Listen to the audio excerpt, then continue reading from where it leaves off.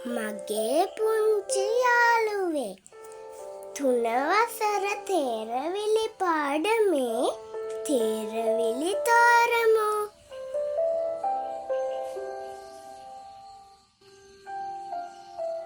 තපස් රකිනවා, කෙතේ ඉන්නවා, මාළු සොයනවා කියන්න මගේ නම.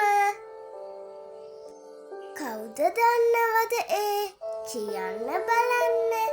ඒ තමා කොක්කා.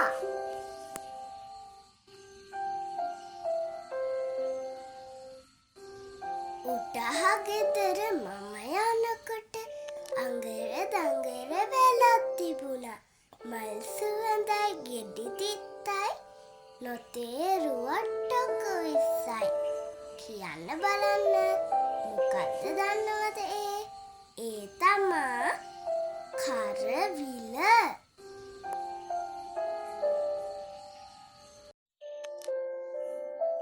ගුලක් බලා රිංගනවා.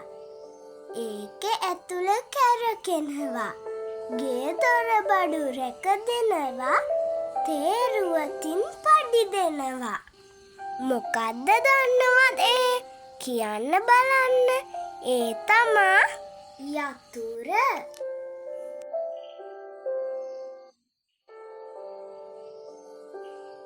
දත් තිබුණත් කටත් නැතේ. සියලුම දත් උල්ව ඇතේ. අවුල්ලිහා හැඩ කරතේ. නැති ගෙදරක් ඇත්තේ නැතේ. මොකක්ද දන්නවද ඒ? කියන්න බලන්න. ඒ තමා පනාව.